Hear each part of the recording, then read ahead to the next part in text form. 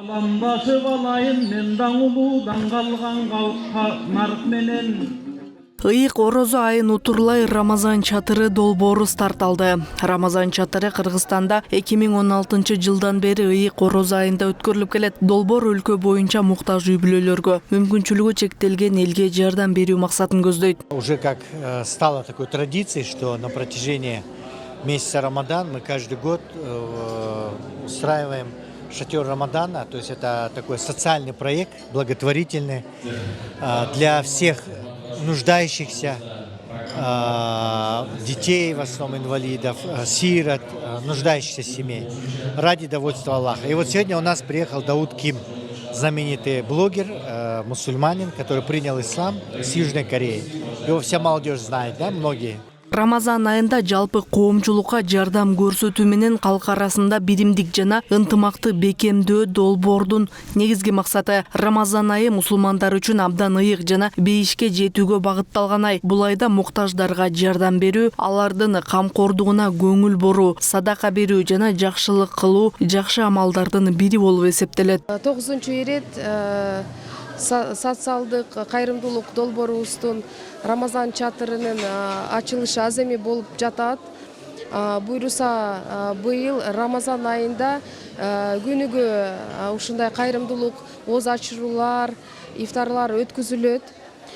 Күнүгө 200дөй адамды кабыл алып, майрамдык сезимдерди тартуулап, көңүл буруп жана ооз ачырууларды өткүзөбүз. Келген адамдар бул жөнөкөй адамдар эмес, бул жашоосунда сыноолору көп, бул жетим балдар, жалгыз бой энелер, жана мүмкүнчүлүгү чектелген балдар, муктаж үй бүлөлөр. Ушул Рамазан айыбызды, бүт кызматыбызды ошого социалдык жака көңүлдү буруп, жардам беребиз деп жана ушундай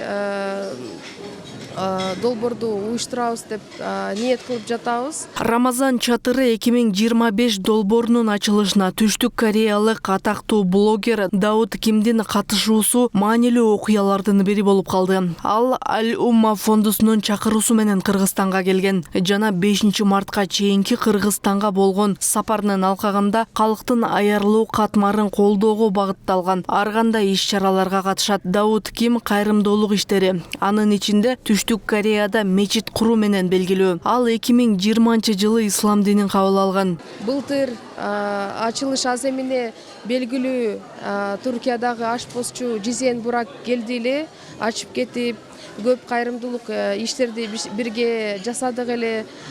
Быйыл болсо белгилүү дүйнөдө блогер, кореялык Дауд Ким деген атактуу блогер бизге келип, Кыргызстанга жана ушул күндөрү биз менен болуп, Рамазан чатырынын аземи ишине катышып жатат. Мен ойлойм, бул аябай жакшы көрүнүш, анткени ушундай белгилүү адамдар аркылуу биз Кыргызстанды дагы таанытып бир жактан жана башка адамдарды жакшылыкка үндөп, жаштарга үлгү көрсөтүп, жана Рамазан айында кайрымдуулук кылып, берешендикке, мээримдүүлүккө мындай жакшы чакырык кылабыз деп ишенип жатам да.